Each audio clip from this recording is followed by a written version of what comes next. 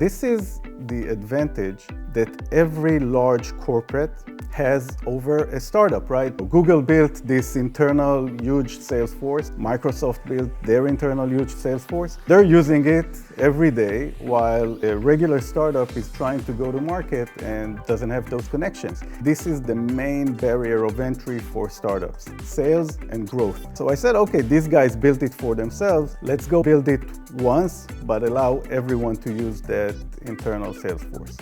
This is what we set out to do. Hey, this is Mike from IntroStars, and today I'm very excited to bring you a brand new episode of the Super Connectors podcast in New York. And for today's episode, we've got a very special treat for you. We've got Noam, who founded Hunterz, a very similar concept to my own startup, IntroStars, but he had the idea 10 years before me. So I'd love to hear about his experience doing that. Noam, so good to have you on the show. Hey, nice to be here. So Noam, tell me, what was your inspiration to launch Hunterz? How did it start? Wow, well, I was working for Cisco, and I led a group that developed cybersecurity products for IoT. We built cybersecurity products for factories, and we wanted to go and connect with those factories and try the platform, sell the platform. And I remember my boss back then told me, okay, so we should probably hire like 5 business development people, each in every region. Yeah. And it sounded crazy to me. Like I told him, I mean, we work for Cisco. Cisco sold something to every factory around the world. Yeah. And I found that Cisco had this internal portal. You would enter the name of the customer you want to go to, the Colgate. You'll get a list of the people from Cisco that work the account. Yep. And I sent them an email. Hey, I work for the IoT security group. Can you guys bring me in the account? And some would tell me, no, we have other things to do that are more important. Some would ignore the email, but some would actually go and make the introduction. And I think within 3 months, we were already selling at $20 million rate just because we could have gotten to any account that we would have wanted to. And I started thinking about it, and I'm like, this is the advantage that every large corporate has over a startup, right? Google built this internal huge sales force. Microsoft built their internal huge sales force. And they're using it every day while a regular startup is trying to go to market and doesn't have those connections. Yep. And this is the main barrier of entry for startups, sales and growth. So I said, okay, these guys built it for themselves. Let's go and build it once, but allow everyone to use that internal sales force. And this is what we set out to do. So we started Hunterz. That was, I think, 2017. Okay. And we tried to find those super connectors that you guys are meeting and connecting all the time. We started building this great virtual sales force to be used by startups when they try to go to market. And how big did it grow at the peak of it? How big was it? Yeah, we've had around 20,000 hunters on the platform at the end. That was actually the second largest sales force in the world. Wow. And I think the largest one is Microsoft's. So another year and we would have passed Microsoft as well. And so the concept was these 20,000 hunters on your platform which could open doors and make introductions for startup founders. Was that the That's principle? Correct. The idea is that we live in a world where people are trying to get to unique key people within large enterprises all the time. Yeah.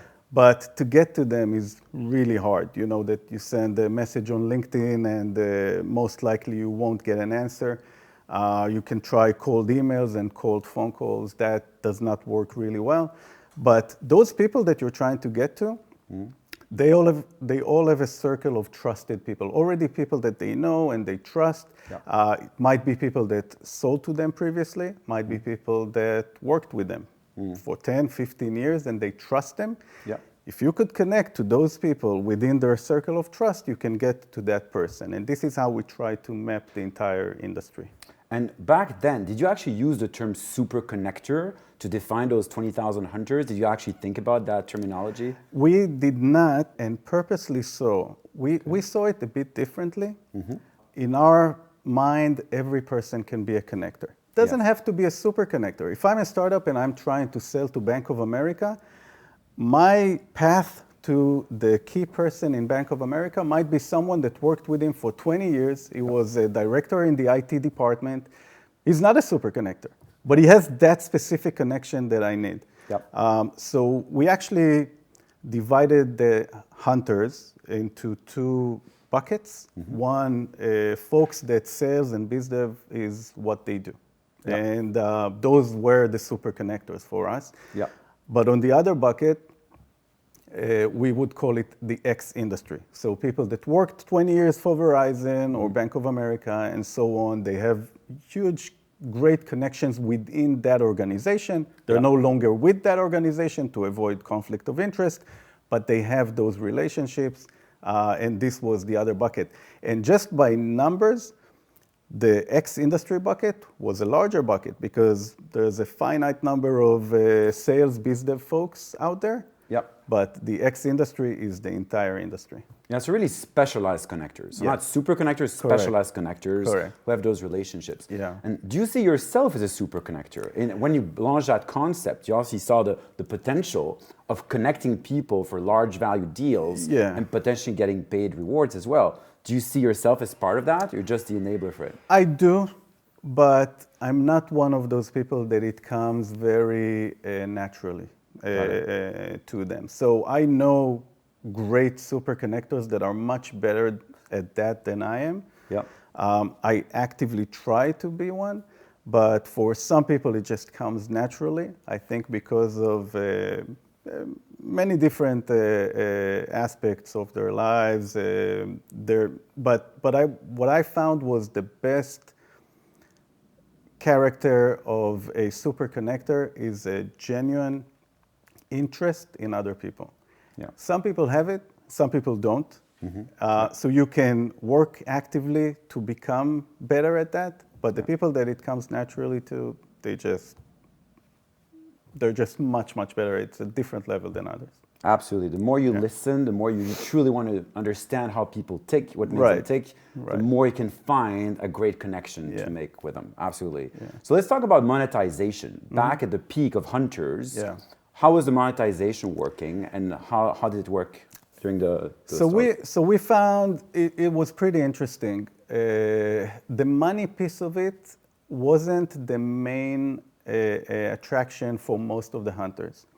For the X industry folks, it was a nice chunk of change. We paid for every introduction $600 back then, or $650, I think. That cost the companies, the startups that paid us about $1,000, okay? And the margins were ours. The X industry folks were either people that retired recently or moved from Verizon to AT&T but wanted to make connections into Verizon, things like that.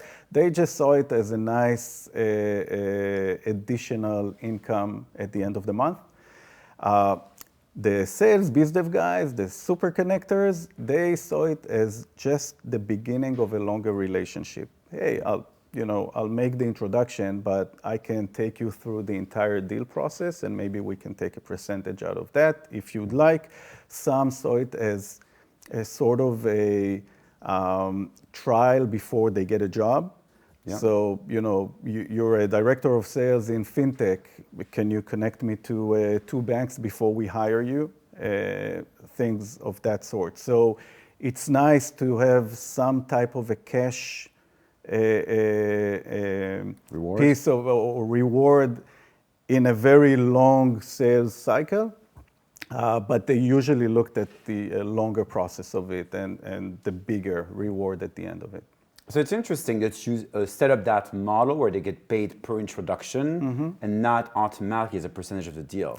So as IntroStars, we did the opposite. So we don't pay any money for the meeting, you actually pay on results. Yeah. So the incentives of the introducers Yeah. are aligned with the incentives of the service provider. Right? We can talk about it probably for a few hours. What's better? We Yeah. definitely thought about different types of models that would work.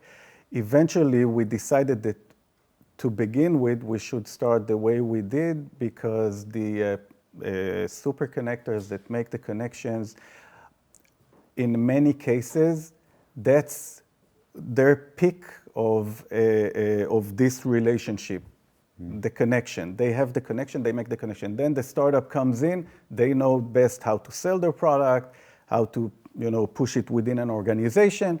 And it's not necessarily the best use of time for the super connector at that point. So we said, okay, if you guys want to continue, sure, you can get a cut of the deal. But to begin with, it's per intro, use your connections, then the startup goes in, and if they sell or not, it's up to them.